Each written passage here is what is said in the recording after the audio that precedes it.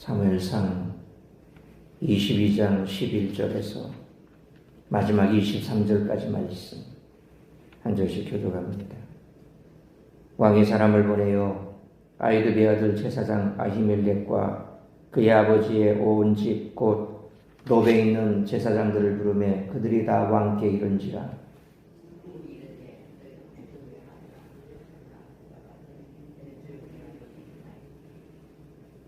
사울이 그에게 이르되 네가 어찌하여 이새의 아들과 공모하여 나를 대적하여 그에게 떡과 칼을 주고 그를 위하여 하나님께 물어서 그에게 오늘이라도 매복하였다가 나를 치게 하려 하였느냐 하니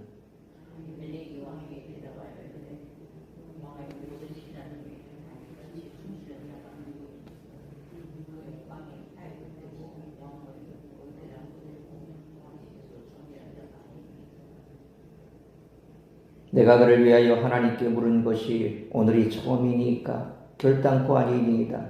원하건대 왕은 종과 종의 아비의 온 집에 아무것도 돌리지 마옵소서. 왕의 종은 이 모든 크고 작은 일에 관하여 아는 것이 없나이다 하니라.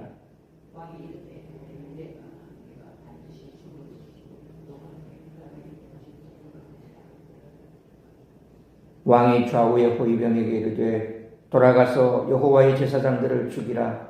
그들도 다윗과 합력하였고 또 그들이 다윗이 도망한 것을 알고도 내게 알리지 아니하였음이니라 하나 왕의 신하들이 손을 들어 여호와의 제사장들 죽이기를 싫어한지라.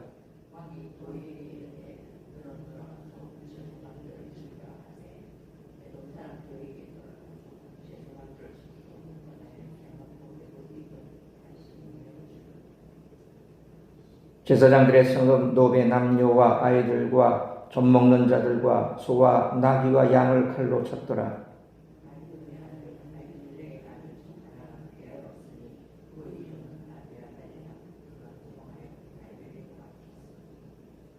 사울이 여호와의 제사장들 죽인 것을 다윗에게 알리매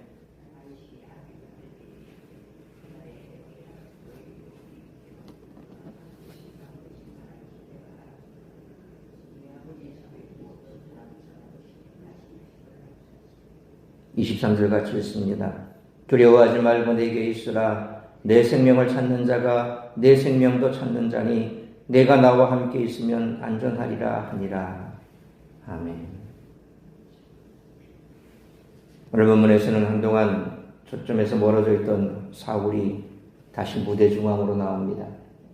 그의 관심은 오로지 다윗을 제거하고 자기 왕권을 확고히 세우는 데만 있었습니다. 신하들과 있을 때도 그는 자기 왕권을 과시하려 했는지 왕궁이 아니라 성읍 높은 곳 나무 아래서 왕의 신분을 상징하는 단창을 손에 쥐고 있었습니다. 더구나 신하들에게 요나단과 다윗 사이의 관계를 빌미로 자신을 향한 충성을 강요하며 다그쳤습니다. 사울은 이렇게 다그치면 정치적 욕심에 충성을 맹세하는 사람들이 나오고 다윗을 제거할 명분을 쌓을 중요한 정보도 나오리라 기대했을 것입니다. 그 기대에 부응하듯 사울에게 나선 이는 에돔 사람 도액이었습니다. 이방인으로서 그는 자신의 안위를 보장할 수만 있다면 아무것도 거릴 것이 없는 그런 사람이었습니다. 그래서 노베에서 목격한 것을 모두 사울에게 보고했고 그가 보고한 정보는 사울에게 좋은 명분을 주었습니다. 사울은 노베 제사장 아히멜렉과 모든 제사장을 소환했어도 단도직입적으로 추궁했습니다. 말하자면 함정 수사를 한 것입니다. 이런 사실을 알 리 없었던 아히멜렉은 그 함정 수사에 걸려들었습니다. 하지만 사울의 판결에는 흠이 있었고 신하들은 여호와의 제사장들에게 칼을 대기 싫어했습니다. 하지만 도액은 이번에도 사울의 뜻을 대신 집행했습니다. 사울은 목적을 위해서는 어떤 무리수라도 둘 수 있었고 어떤 잔인한 일이라도 서슴지 않을 정도로 욕심으로 가득 차 있었습니다. 이와 같이 사울은 분노의 광교에 휩싸여 다윗을 찾고자 빈들을 샅샅이 뒤졌습니다. 그러던 중 제사장 아히멜렉이 다윗을 도와주었다는 사실을 알게 되었고 노베에 있는 아히멜렉 집안의 제사장들을 모두 소집했습니다. 시기와 질투와 증오로 가득한 마음은 눈을 가리고 귀를 막습니다. 그래서 사울은 불타는 분노가 이끄는 대로 행동합니다. 따라서 이와 같은 오늘 본문의 말씀을 통해 우리들이 깨달아야 할 것은 첫째로 11절로 17절 말씀처럼 누가 내 삶의 주인이며 절대자인가를 항상 기억하며 살아야 한다는 것입니다. 사울은 11절 말씀처럼 에돔 사람 도액의 보고를 받자마자 기다렸다는 듯이 아히멜렉은 물론 노베에 있던 그 집안의 제사장들을 모두 소환했습니다. 사울은 알리멜렉을 비롯한 제사장들을 불러 모아놓고 신문을 시작합니다. 그런 12절 말씀처럼 아히멜렉을 아히두베 아들이라고 부르는데 이는 제사장 아히멜렉을 존중하지 않고 낮잡아 부르는 어감을 띱니다. 사울은 대본의 13절 말씀처럼 아히멜렉에게 그가 이새의 아들과 공모해서 자신에게 반항한다라고 했고 왜 자신의 대적 다윗과 공모하고 그에게 떡과 칼을 주었느냐라고 몰아붙입니다. 여기까지는 합리적인 의심이 가능하다고 여길 수 있습니다. 아히멜렉이 다윗을 도운 것은 사실이기 때문입니다. 하지만 사울은 제사장들이 하나님께 여쭈어 다윗을 매복시켰다가 자신을 치게 했다고 다그쳤습니다. 아히멜렉은 14절 말씀처럼 다윗이 사울에게 그 누구보다도 충실한 신하이며 왕의 사위이자 호위대장이라는 사실 말고는 아는 것이 아무것도 없다라고 호소했습니다. 아히멜렉은 15절 말씀처럼 다윗을 위해 하나님께 물은 것도 언급했는데 전에도 그렇게 했는데 뭐가 문제냐라고 말합니다.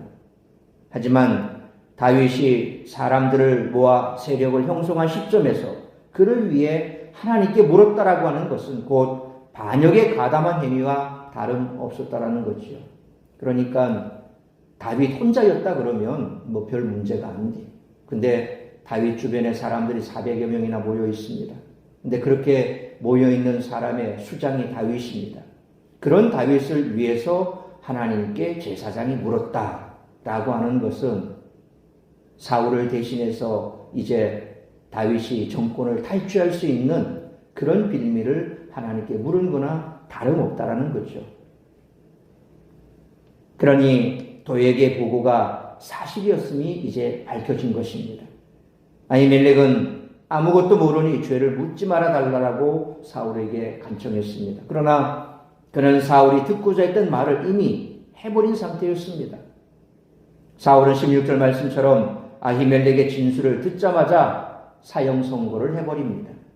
아히멜렉뿐만 아니라 그의 온 집안 제사장 모두에게 사형을 선고했습니다. 사울은 질문을 시작하기 전부터 아히멜렉 집안을 몰살할 마음을 먹고 있었습니다.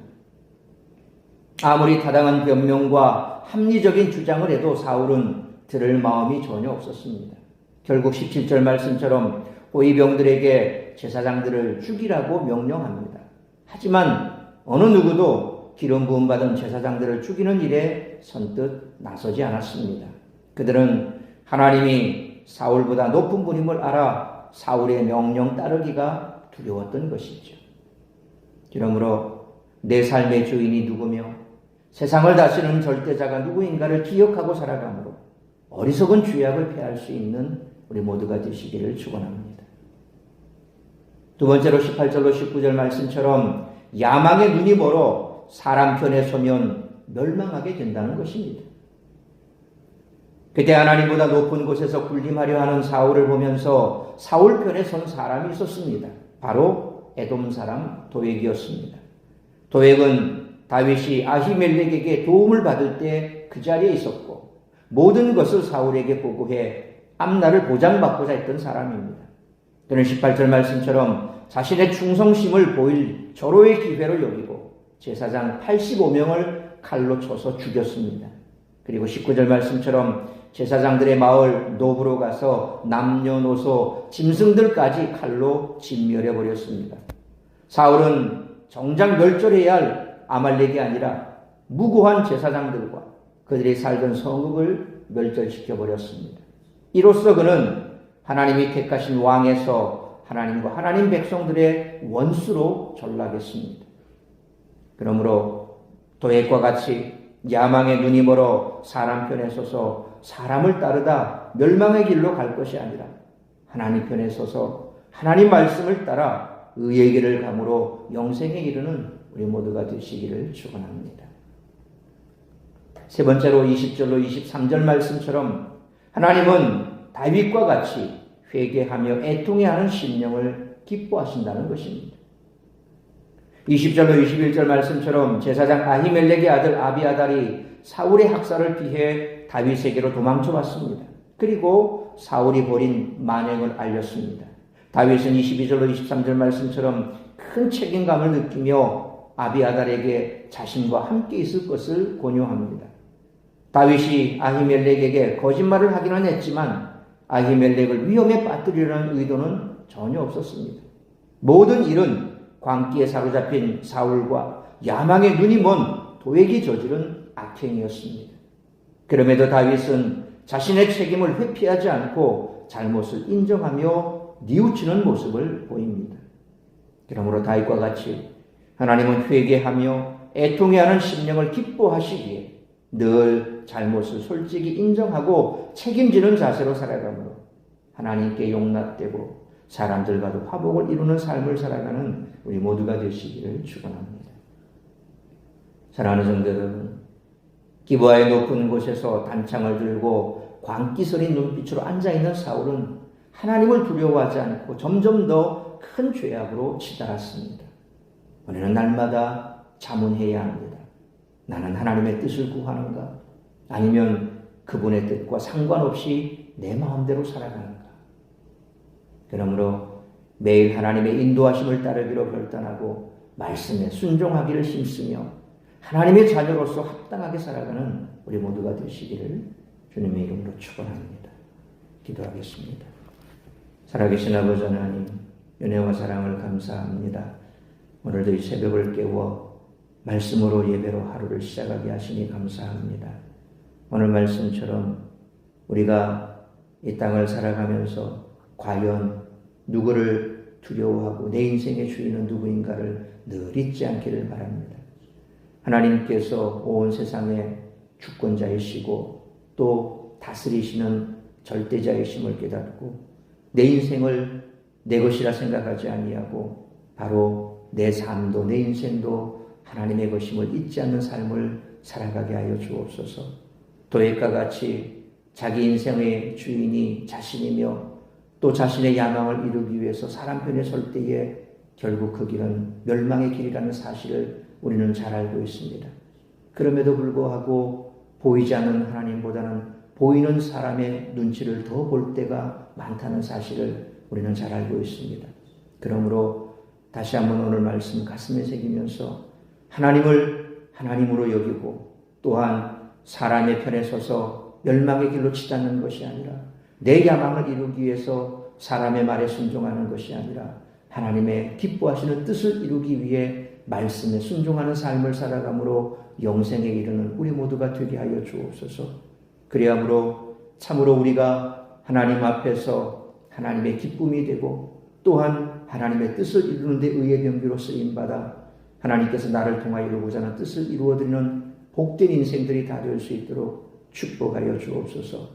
그러나 시시때때로 우리 자신을 돌아볼 때에 때로는 우리가 주님 앞에 말씀대로 살지 못한 것도 분명히 있을 것입니다. 그럴 때에 다윗처럼 철저하게 회개하며 애통해함으로 하나님께 용납되고 사람들과의 사이에서는 화평을 이루어가며 하나님께서 나를 통하여 이루고자 하는 영원 구원의 귀한 도구로 쓰임받아 세상 속에서 빛과 소금의 역할을 잘 감당하는 귀하고 복된 참 그리스도인의 삶을 살아가는 우리 모든 성도들이 될 수 있도록 인도하여 주옵소서. 오늘 이 한 날도 나를 통하여 이루고자 하는 하나님의 뜻이 무엇인지 그 뜻을 이루기에 우리 주님께서 기뻐하시는 그러한 복된 한 날의 삶이 되고 성령으로 충만케 하시고 기름 부어 주시옵소서. 이 모든 말씀 우리 주 예수 그리스도의 이름으로 기도하옵나이다. 아멘.